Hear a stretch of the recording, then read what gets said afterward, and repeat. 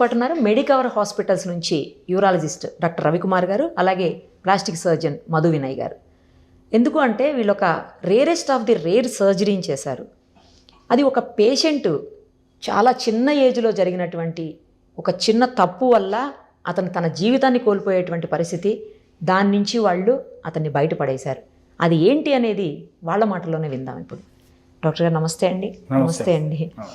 చాలా గొప్ప సర్జరీ. అంటే అది కూడా జనరల్గా అంటుంటారు మన ఇండియాలో కంటే ఫారిన్ కంట్రీస్లో మంచి మంచి డాక్టర్స్ ఉంటారు, లేటెస్ట్ ఎక్విప్మెంట్ ఉంటుంది అని. బట్ దాన్ని మీరు పటాపంచలు చేస్తూ హైదరాబాద్లోనే ఇంకా గొప్పగా చేయొచ్చు సర్జరీస్. చాలా లేటెస్ట్ ఎక్విప్మెంట్ ఉంది, లేటెస్ట్ టెక్నాలజీ ఉంది, అన్నిటికంటే లేటెస్ట్ ఆలోచనలు ఉన్నాయి అని చెప్పేసి నిరూపించారు. సోమాలియాకి సంబంధించినటువంటి ఒక పేషెంట్కి మీరు నిజం చెప్పాలంటే రీబర్త్ ఇచ్చారేమో అనిపిస్తోంది నాకైతే. ఎందుకంటే అతని జీవితం ఇంక లేదేమో, ఇంతటితో ఎండేమో అనుకుంటున్నటువంటి టైంలో మీరు అతనికి లైఫ్ ఇచ్చారు, ఒక మనిషిగా నిలబెట్టారు. తన ఆడనో మగనో కూడా అర్థం కానటువంటి పరిస్థితి నుంచి అతను ఇప్పుడు పర్ఫెక్ట్ అబ్బాయిగా చేసి తను మిగతా జీవితాన్ని లీడ్ చేయగలిగే కెపాసిటీని ఇచ్చారు. హ్యాట్స్ ఆఫ్ టు యూ అండి. ఫస్ట్ ఇద్దరికి కూడా కేస్ డీటెయిల్స్ చెప్పండి. మామూలుగా ముస్లిమ్స్లో అందరూ రిచువల్ సర్కంసెషన్ చేయించుకుంటారండి. అంటే అది సుంతి అంటారు, సుంతి ఆపరేషన్ అంటాం మనం. వాళ్ళు కూడా అదే అంటారు, సుంతి ఆపరేషన్ అని అంటారు. సో ఈ సర్కంసెషన్ అనేది ఏంటంటే చాలా మంది నాన్ డాక్టర్స్ దగ్గరికి, సర్జన్స్ కాకుండా మామూలుగా వాళ్ళ ముల్లాస్ దగ్గర వాళ్ళ దగ్గర చేయించుకుంటారనమాట. వాళ్ళంటే ట్రెడిషనల్గా ట్రైన్డ్ అనమాట. ఒక్కొక్కసారి ఏంటంటే వాళ్ళ బిజీలో కానీ కంగారులో కానీ సరిగ్గా చేయకపోవటం వలన ఈ బాబుకి ఏమైందంటే పురుషాంగం మొత్తం కింద బేస్ దాకా తెగిపోయింది. చిన్నవాడు అక్కడ ఎక్కడో విలేజ్లో ఉండడం వలన అబ్బాయి వాళ్ళు ఏం చేసుకోలేక అట్లాగే యూరిన్ పాస్ చేసుకుంటూ ఉన్నాడు. దాదాపు ఒక 17-18 సంవత్సరాలు వచ్చేటప్పటికి ఏమైందంటే ఆ అబ్బాయికి స్టోన్స్ ఫామ్ అయినాయి. సార్ ఒక చిన్న డౌట్ నాకు ఇక్కడ ముందే. నేను విన్నది ఏంటంటే ఆ సుంతి చేయించుకున్న తర్వాత అతనికి కొంతకాలానికి ఇన్ఫెక్షన్ వస్తే మొత్తం తీసేశారు అని విన్నాను. అలా కాదా? అయితే మొదలే కట్ అయింది, సర్జరీ టైంలోనే కట్ అయింది. సుంతి చేసేటప్పుడే కట్ అయిపోయింది. అది ఏంటంటే వీళ్ళు ఏదో దాని మీద బ్లీడింగ్ ఆగడానికి, హెవీగా బ్లీడింగ్ అవుతుంది కదా, బ్లీడింగ్ ఆగడానికి పైగా మందులు కానీ ఏదన్నా అట్లాంటివి పెట్టి చేయటం వలన కొంచెం ఇన్ఫెక్షన్తో ఇంకా డ్యామేజ్ అయింది. మేజర్గా ముందు జరగడం అయితే సర్జికల్గానే ఇదే అయింది. దాని తర్వాత అబ్బాయికి 17-18 ఇయర్స్ వచ్చే టైంకి ఏమైందంటే యూరిన్ ఆగిపోయింది, వచ్చే కొంచెం యూరిన్ కూడా ఆగిపోయింది. అది వాళ్ళకి అక్కడ ఏంటో అర్థం కాక అక్కడ ఉండే లోకల్ డాక్టర్స్ ఏం చేశారంటే బీర్జాలకిను మోషన్ వచ్చే పైప్కి మధ్యలోంచి యూరిన్ పైప్ని బయటికి తీసుకొని వచ్చి కిందకి పెట్టేశారు. పెరీనియల్ యూరెథ్రాస్టమీ అంటాము, అంటే మామూలుగా మేము కూడా అప్పుడప్పుడు చేస్తుంటాము. అలాగా బయటికి తీసుకొచ్చి పెట్టేసి వదిలేశారు. సో ఆ సిచ్యువేషన్లో ఆ అబ్బాయి అంటే అది ఆర్టిఫిషియల్గా వేస్తారా సార్? లేదు, యూరిన్ పైప్ నే ఇటు డైవర్ట్ చేస్తారు కదా, బ్లాడర్ లోపల నుంచి బయటకు వచ్చే ఏరియా నుంచి బీర్జాలకిను మోషన్ పైప్ కి మధ్యలో తీసుకొచ్చి పెట్టేస్తారు. అంటే డైవర్ట్ చేస్తారు అటు సైడ్ కి, డైవర్షన్ చేసి అలా పెట్టేసి ఆ స్టేజ్ లో వచ్చాడు ఆ బాబు మా దగ్గరికి. మేమన్నీ ఇన్వెస్టిగేషన్లు, సిటీ స్కాన్లు, ఎంఆర్ఐలు ఇవన్నీ చాలా చేస్తే గానీ మాకు అర్థం కాలేదు అసలు ఏమైంది అనేది. ఎందుకంటే వీళ్ళు బయట నుంచి వచ్చిన వాళ్ళు అసలు ఏమి హిస్టరీ ఏం చెప్పరు, అసలు ఏమైందో తెలీదు, ఏం చెప్పరు అనమాట. సో అన్నీ మేమే పరీక్షలు చేసుకొని చూసుకొని అంతా తర్వాత అల్టిమేట్గా తన్ని సర్జరీకి అని పోస్ట్ చేశాము. సర్జరీ టైంలో ఏంటంటే ఈ స్టోన్ ఉన్నది, ఆ పెద్ద స్టోన్ ఒకటి టెస్టికల్స్ మధ్యలో ఇరుక్కుపోయింది. అదంతా తీసేసి తర్వాత వాళ్ళు చేసిన యూరిన్ స్టక్ అయిందా సార్? దానికే స్టక్ అయింది. అది వాళ్ళకి అక్కడ తెలియక కింద నుంచి ఓపెనింగ్ చేసేసారు. సో అదంతా మళ్ళీ రిపేర్ చేసుకొని ఆ కింద ఓపెనింగ్ అంతా క్లోజ్ చేసి పైదాకా యూరిన్ పైప్ అది తీసుకొని వచ్చి అప్పుడు ఆర్గన్ ఎక్కడుంది అని చూస్తే ఒక సెంటీమీటర్ ఆర్గన్ ఒకటే ఉన్నది, ఇంకా వేరే ఆర్గన్ అంతా పోయిందనమాట. దాని తర్వాత కార్యక్రమం అంతా మా మధు వినయ్ గారు ప్లాన్ చేసుకొని కొత్తగా మళ్ళీ మేల్ ఆర్గన్ని తయారు చేయడానికి తను ప్లాన్ చేసి అదంతా అప్పుడు తను టేక్ ఓవర్ చేసి మేము చేసేటప్పటికే ఒక 3-3.5 గంటలు పట్టింది. దాని తర్వాత సర్జరీని తనకి హ్యాండ్ ఓవర్ చేశాము. ఆ పెనిస్ రీకన్స్ట్రక్షన్ అదంతా తను చెప్తాడు. చెప్పండి ఎలా చేశారు డాక్టర్ గారు? అంటే టోటల్ పెనిస్ రీకన్స్ట్రక్షన్ చేశామండి. తనకు ఒక ఈ పేషెంట్కి అయితే ఫోరామ్ అంటారు, ఫోరామ్ ఫ్లాప్స్ అనేవి ఉంటుంది అనమాట. అంటే ఈ చర్మంలో ఓన్లీ ఒక 3 సెంటీమీటర్స్ ఒకటి తోలేస్తాం. ఈ హ్యాండ్కి లింఫెడిమా అంటారు. ఆ లింఫెడిమా రాకుండా, స్వెల్లింగ్ రాకుండా ఉండడానికి ఒక 3 సెంటీమీటర్స్ వదిలేసేసి ఓవరాల్ చర్మంతో పాటు చర్మము, కొవ్వు అంతా తీసేసుకుంటాం. అంటే ఓన్లీ మజిల్స్ మిగులుతాయి, మజిల్స్, నర్వ్స్ అవ్వాలి. సో ఫ్లాప్ లాగా తీసుకుంటాం అనమాట. 2 ఆర్టరీస్ ఉంటాయి మనకి చేతికి సప్లై చేసేది. రేడియల్ ఆర్టరీ అని ఉంటుంది, అల్నర్ ఆర్టరీ అని ఉంటుంది. ఒక ఆర్టరీ బేస్ చేసుకొని దాన్ని మొత్తం తీసుకున్నాం అనమాట. సో దాన్ని తీసుకొని దాన్ని అక్కడే మోల్డ్ చేస్తాం ఒక పెన్ని షేప్ లాగా. సో పేషెంట్ చెయ్యి ఎంత పొడుగు ఉంటుందో ఆర్గాన్ కూడా అంత పొడుగు తయారు చేయొచ్చు. సో దాన్ని తయారు చేసేసి ట్యూబ్ ఇన్ ట్యూబ్ టెక్నిక్ అని ఉంటుంది. సో ఒక పైప్ లోపల ఇంకో పైప్ లాగా. సో మామూలు మనం యూరిన్ పోసేటప్పుడు ఆ పైప్ లోపల పైప్ నుంచి యూరిన్ బయటకు వస్తుంది, పైన అంతా స్కిన్ కవర్ ఉంటుంది అన్నమాట. ట్యూబ్ ఇన్ ట్యూబ్ టెక్నిక్ అంటాం దీన్ని. సో అలా చేసేసి ఆర్టరీ, వీన్ ఉంటుంది, నర్వ్స్ ఉంటాయి. ఇవన్నీ తీసుకొని ఇక్కడ మళ్ళీ సేమ్ పెనిస్ ఏ పొజిషన్ లో ఉంటుంది ఆ పొజిషన్ లో పెట్టి పొట్ట దగ్గర ఇప్పుడు ఏ టిష్యూ సర్వైవ్ అవ్వాలి అన్న ఒక ఆర్టరీ బ్లడ్ సప్లై ఉన్నది. బ్లడ్ వెళ్ళాలి, బ్లడ్ రావాలి. సో ఆ సప్లై కోసం మనం తొడ దగ్గర ఇక్కడ బ్లడ్ వెజల్స్ తోటి జాయిన్ చేస్తాం అన్నమాట. సో మైక్రోస్కోప్ యూస్ చేసి, సర్జికల్ మైక్రోస్కోప్ ఉంటుంది, దాంతో యూస్ చేసేసి బ్లడ్ వెజల్స్ జాయిన్ చేసాం. సో ఆ బ్లడ్ వెజల్ జాయిన్ చేయడం వల్ల రక్త సరఫరా సెట్ అయింది అనమాట. సెట్ అయ్యి ఆ సర్వైవ్ అయింది. నర్వ్స్ కూడా ఈ పెన్నిస్ కి చిన్న స్టంప్ మిగిలింది కదా 1 సెంటీమీటర్, దాంట్లో నర్వ్స్ ఐడెంటిఫై చేసి నర్వ్ టు నర్వ్ జాయిన్ చేసాం. నర్వ్స్ ఉన్నాయి. సో ఆ డార్సల్ పెనల్ నర్వ్స్ అని ఉంటారు. ఈ చేతిలో క్యూటేనియస్ నర్వ్స్ ఉంటాయి. ఈ చర్మం తీసాం కదా, దీన్ని సప్లై చేసే నర్వ్స్ ఉంటాయి మీడియల్ లేటర్. అక్కడికి వెళ్ళేసేసి ఆ డార్సల్ నర్వ్స్ తోటి జాయిన్ చేసాం అనమాట. సో ఆ సెన్సేషన్స్ అనేవి డెవలప్ అవ్వడానికి, పెనల్ సెన్సేషన్స్ డెవలప్ అవ్వడానికి. సో టైం టేకింగ్ సర్జరీ ఇది. ఎందుకంటే చిన్నవంటే ఒకటే, ఇది పెద్దది మొత్తం ఈ చర్మం మొత్తం సర్వైవ్ అవ్వాలి కదా. సో ప్రతి ఒక్క వీన్ తీసుకోవాలి, ప్రతి ఒక్క చిన్న వీన్స్ ఉంటాయి అనమాట. అన్ని తీసుకొని జాయిన్ చేయాలన్నమాట. సో అందుకే ఎక్స్ట్రా టైం పట్టింది అనమాట. నార్మల్గా ఆల్మోస్ట్ రాత్రి మార్నింగ్ 9కి స్టార్ట్ చేస్తే నైట్ 12 o'clock దాకా ఆపరేట్ చేస్తా ఉన్నాడు.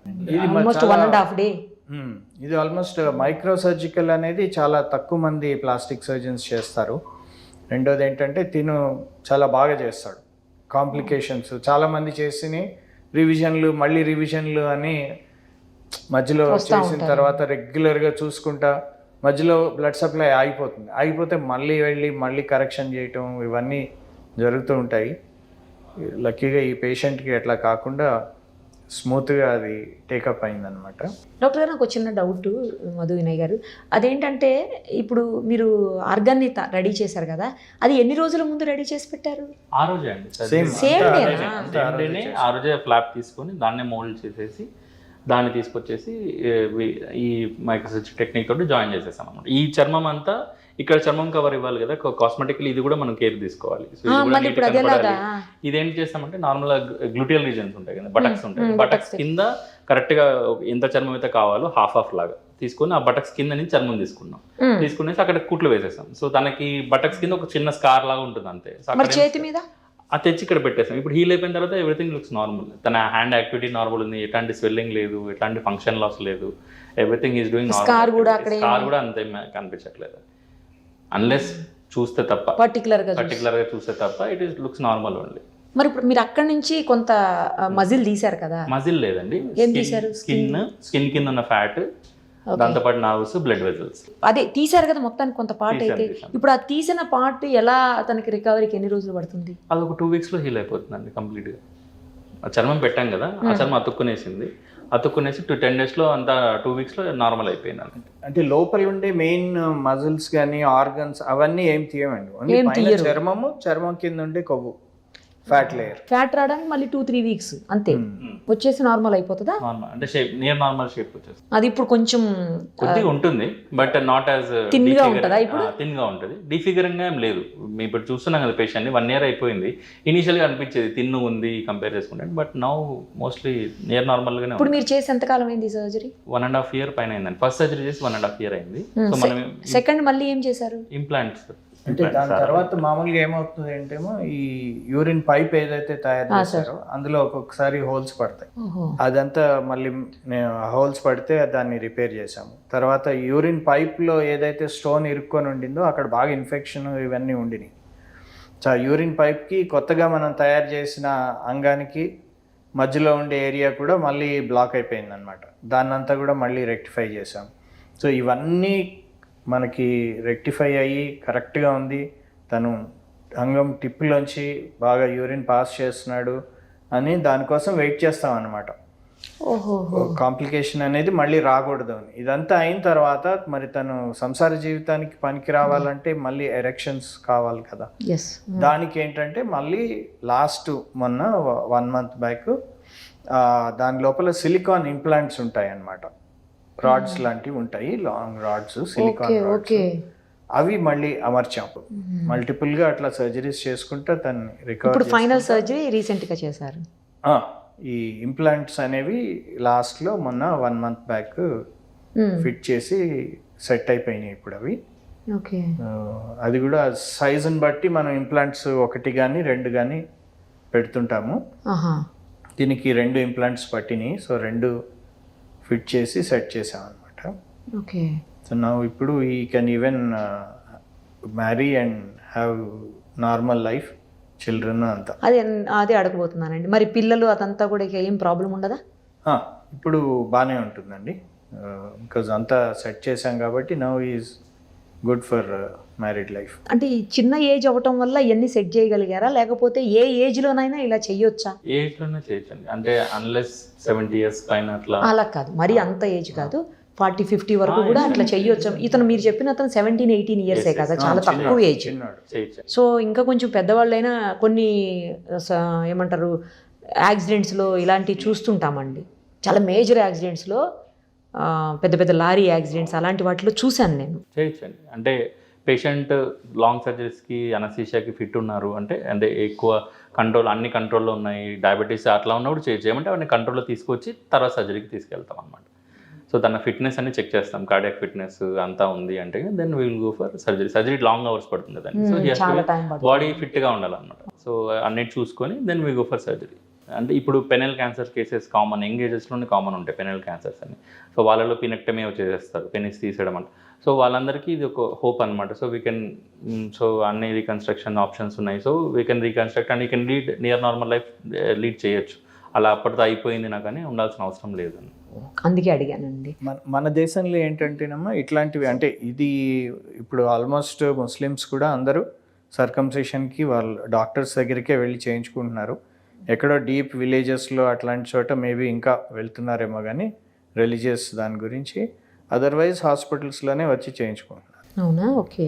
మన దగ్గర మేజర్గా ఇట్లాంటి కేసులు ఎప్పుడు చూస్తామంటే ఈ మన దేశంలో పినైల్ క్యాన్సర్, అంటే సరిగ్గా క్లెన్లీనెస్ లేకపోవటం వల్ల అంగానికి క్యాన్సర్ వస్తుంది, పురుషాంగానికి క్యాన్సర్ వస్తుంది.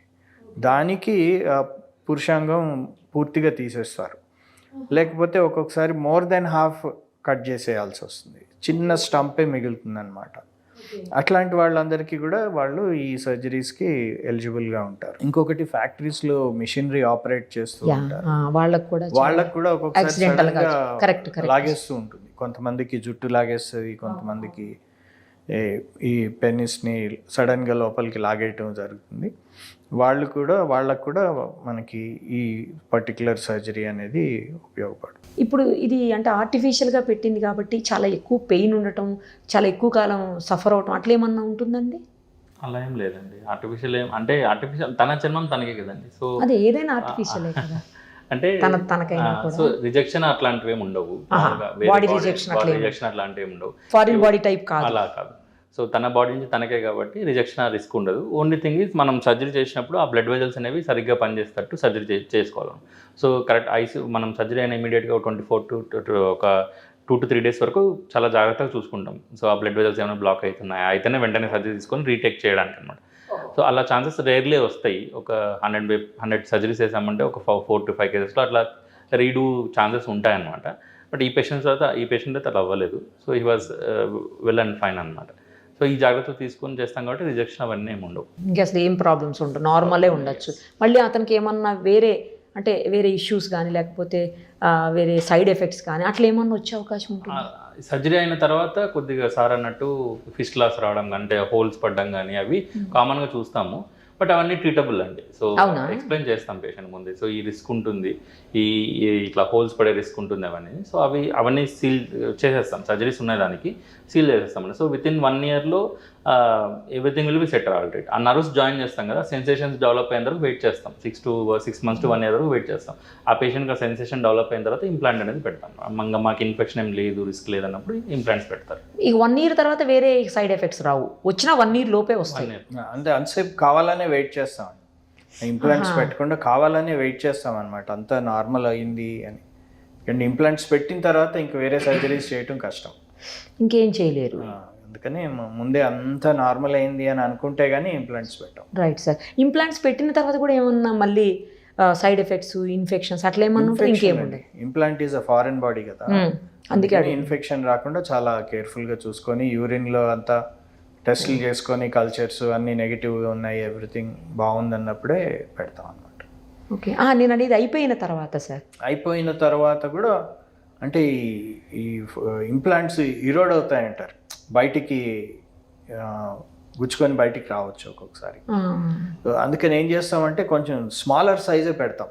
Okay okay. నార్మల్ పెన్నిస్లో కూడా కొంతమందికి డయాబెటీస్ వలన వాళ్ళకి ఇంపార్టెన్సీ వస్తే వాళ్ళకు కూడా ఈ ఇంప్లాంట్స్ పెడతాం అనమాట. అక్కడే వాటి నుంచే వీళ్ళకి కూడా తయారైనవి. ఓకే. సో మేల్స్లో మామూలు వాళ్ళకి ఏంటంటే మంచి సైజ్ పైదాకా చూసి ఇంప్లాంట్ పెడతాము, వీళ్ళకి కొంచెం చిన్న సైజ్ పెడతాం, బికాస్ అంత టఫ్ ఉండదు కదా, టిష్యూ సాఫ్ట్ టిష్యూ ఉంటుంది. సో ఇంకా లైఫ్లో ఏమీ ప్రాబ్లమ్స్ రావు అతనికి, నార్మల్గానే ఉంటాడు అందరిలాగే, కాకపోతే కొంచెం కేర్ఫుల్గా ఉండాలా? అట్లేం లేదా? అంటే ఇన్ఫెక్షన్స్, యూరిన్ ఇన్ఫెక్షన్ అట్లాంటివి రాకుండా చూసుకోవాల్సిన అవసరం ఉంటుంది. రావండి. అంటే ఈ బాబుకి స్పెషల్ ఎందుకంటే విండోస్ అంత స్టోన్స్ బ్లాక్ అయిపోయి వచ్చినాయి కాబట్టి, నార్మల్ వాళ్ళకి అవన్నీ ఉండవు కదా, ఎల్బి ఓకే. ఇంకా ఈ మధ్యలో కొత్త ట్రెండ్ ఏంటంటే ఫీమేల్స్ మేల్స్ కింద కన్వర్షన్ చాలా జరుగుతున్నాయి, వాళ్ళకు కూడా ఈ సర్జరీస్ చేస్తుంటారు. Female wants to become a male, ఎక్కడి నుంచైనా ఆర్గన్ తయారు చేయాలి కదా. అవును అవును సార్, నిజమేనా అండి? అట్లా కూడా అవుతుంది. ట్రాన్స్జెండర్ చేంజ్ సర్జరీస్ ఉంటాయండి. సో దాంట్లో జెండర్ చేంజ్ సర్జరీస్లో సో దిస్ ఈజ్ డిస్క్రైబ్డ్ అనమాట. సో అంటే more common is male to female. Female to male అనేది రేర్గా వస్తారు. ఓహో, మేల్ టు ఫీమేలే ఎక్కువ ఉంటుంది. సో ఫీమేల్ టు మేల్ అదే ఈజీ ఏమో రెండిట్లో కదండి, కంపేర్ చేస్తాం. చాలా ఈజీ కదా, అదే కానీ వాళ్ళకు కూడా మరి అంటే ఫీమేల్ అయినప్పుడు బ్రెస్ట్ అవన్నీ పెట్టాల్సి ఉంటుంది. ఆగ్మెంటేషన్ చేస్తామండి, బ్రెస్ట్ ఇంప్లాంట్స్ చేస్తాము. So that is simple actually. Breast implants is simple. ఇప్పుడు దీంతో కంపేర్ చేసి అది సింపుల్, అది 1.5 hours అయిపోయి సర్జరీ అది. So that is simple. Breast augmentation అనేది మేల్ టు ఫీమేల్ కామన్. ఈ జెనిటల్ సర్జరీస్ అనేది కొద్దిగా అది కష్టం. జెండర్ సర్జరీస్, జెనిటల్ సర్జరీస్ అండి. ఇప్పుడు పెనిస్ ఇవన్నీ కూడా కొద్దిగా టైం టేకింగ్ అనమాట. సో 1-2 sessions అలా స్ప్లిట్ చేసి చేస్తారు. ఓకే. సింగిల్ దాంతో అవ్వదు అంటే ఉంటుందండి, అంటే ఫస్ట్ చేస్తాము, తర్వాత టచ్అప్స్ ఉంటాయి. సో అప్పుడు కూడా యూరాలజిస్ట్తో పని ఉంటుందా అండి? టీమ్ వర్క్ అండి. సో టీమ్ వర్కే అంటే మెయిన్లీ యూరిన్ పైప్ ని కనెక్షన్స్ ఇవ్వాల్సి ఉంటుంది. అప్పుడు ఏ జెండర్ నుంచి ఏ జెండర్కి మారినా కూడా యూరినరీ ప్రాబ్లం కానీ వేరే ప్రాబ్లమ్స్ కానీ ఏం రావు కదండి. మీరు యూజువల్గా ఎవరు ఎక్కువ మారుతుంది చూస్తుంటారు? మేల్ టు ఫీమేల్ ఎక్కువ. మేల్ టు ఫీమేల్ ఫీమేల్ ఇండియాలో ఫీమేల్ టు మేల్ తక్కువ. అంటే మన సోషల్ కన్స్ట్రెంట్స్ ఎక్కువ ఉంటాయి కదండి. ఈవెన్ దే వాంట్ బట్ ఈ సోషల్ కన్స్ట్రెంట్స్ వల్ల అవ్వదు. అబ్రాడ్లో అంతా ఇది కామన్. ఫీమేల్ టు అంటే మాస్టెక్టమీ చేసుకుంటారు. బ్రెస్ట్ సేమ్ చిన్న ఇన్సిజన్ ఇచ్చేసేసి బ్రెస్ట్ టిష్యూ మొత్తం తీసేస్తాము. సో మళ్ళీ టెస్టోస్టెరాన్ సప్లిమెంట్స్ ఇస్తారు. సో ఈ రకంగా విత్ సప్లిమెంట్ ఏదైనా న్యాచురలే కదండి. ఇది అన్యాచురలే నిజం చెప్పాలంటే. కానీ దానివల్ల నా డౌట్ ఎందుకు అడిగానంటే ఇంత డెప్త్, తర్వాత ఫ్యూచర్లో వేరే రకాలైన ప్రాబ్లమ్స్ లేకపోతే ఇన్ఫెక్షన్స్ లేదంటే సైడ్ ఎఫెక్ట్స్ వచ్చే అవకాశం ఉంటుందా ఉండదా అనేది పాయింట్. అంటే సర్జరీ అయినప్పుడు ఈ రిస్క్స్ అన్నీ ఉంటాయండి. ఒకసారి సర్జరీ సెట్ అయిపోయింది, హీల్ అయిపోయింది అన్న తర్వాత ఏముండవు. ఇప్పుడు ఈ పర్టికులర్ పర్సన్ విషయంలో కూడా ఏముండదు. మంచి సర్జరీని చేశారు. నాకు తెలిసి ఇది rarest of the rare case అనాలి. ఇలాంటి కేసు రేరే కదా. ఎప్పుడన్నా చేశారా అండి మీరిద్దరు లైఫ్లో? ఈ మీ అంటే వైద్య చరిత్రలో ఏమో నాకు తెలియదు కానీ మీ వృత్తిలో ముందు మా దగ్గరికి ఎలా ప్రజెంట్ అయ్యారంటే పెన్నిస్ కట్ అయిపోయి పెన్నిస్ సమ్ అసాల్ట్స్ కేసెస్ పెన్నిస్ కట్ చేసేవాళ్ళు, వాళ్ళు ప్రజెంట్ అయ్యారు. వాళ్ళకి చేసాం. అంటే అతికిచ్చేయడమే కదా. సో మైక్రోస్కోప్లో అన్ని బ్లడ్ వెజల్స్ నర్వ్స్ అన్ని జాయిన్ చేసేసి చేసాం. సో ముందు చేసిన పేషెంట్కి పెళ్ళిళ్ళు అయ్యాయి, దే ఆర్ డూయింగ్ వెల్. అలాంటి పేషెంట్స్ ఇది మొత్తం తయారు చేయడం అది మొత్తం తయారు చేయడం ఫస్ట్ టైం. నాకు తెలిసి హైదరాబాద్లో ఫస్ట్ టైం ఏమో అండి. నేను చేసినప్పుడు when I discuss with my peers and colleagues అందరూ ఉంటారు కదా సీనియర్స్ వాళ్ళు, they said it is first time. అదే మరి ఇండియాలో ఎప్పుడన్నా చూసారా పోనీ? అట్లీస్ట్ మీరు డాక్టర్స్గా తెలుస్తాయి కదా, మీకు సంబంధించి అన్నీ ఉంటాయి, జర్నల్స్ ఉంటాయి, అన్నీ తెలుస్తాయి మీకు. అంటే మా యూరాలజిస్ట్ బాంబేలో ఒకళ్ళు, ఢిల్లీలో ఒకళ్ళు ఓన్లీ దీని మీద ఇంట్రెస్ట్ తీసుకొని చేసేవాళ్ళు ఉన్నారు. Okay, very few, only one I know 1-2 cases. I know one doctor. Only One doctor in Bombay and one in Delhi. చేశారంటున్నా సార్ వాళ్ళు అంతకుముందు? అంటే ఇట్లాంటి కేసెస్ కాదు, వాళ్ళు ఎక్కువ ఇప్పుడు పర్టికులర్ ఇలాంటిది చేశారా అని అడుగుతున్నా. అంటే జెండర్ కన్వర్షన్స్ అవి అవి చేసేవాళ్ళు. చేస్తారు, అవి కామన్ అయిపోయింది కదా ఇప్పుడు డాక్టర్ గారు చెప్పినట్టు. బట్ ఇట్లాంటిది ఏదో అతనికి యాక్సిడెంటల్ గా ప్రాబ్లం అయ్యి హెల్త్ ఇష్యూ అయ్యి ఇట్లా డెవలప్ చేసి చేసింది చూసారా? ఇట్లాంటిది లేదు, ఎక్కువ జెండర్ కన్వర్షన్స్ చేసేవాళ్ళు ఉన్నారు. సో అరుదైన కేసు, అందులోనూ ఇండియాలోనే నాకు తెలిసి ఫస్ట్ కేసు అయి ఉండాలి.